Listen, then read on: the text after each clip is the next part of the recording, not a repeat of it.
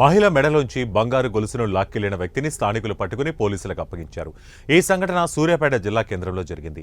బాధితురాలు చంద్రకళ పని నిమిత్తం నడుచుకుంటూ వెళ్తుండగా ఓ యువకుడు ఆమె మెడలోని 2 తులాల బంగారు గొలుసును లాక్కొని పారిపోయాడు.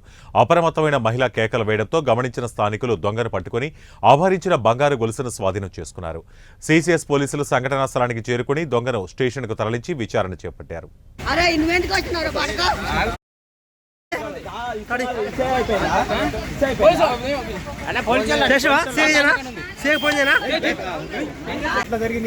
ఇది నేను ఆడం వస్తున్నానండి, డిమార్ట్ పోదా అని పోతున్నా సారు.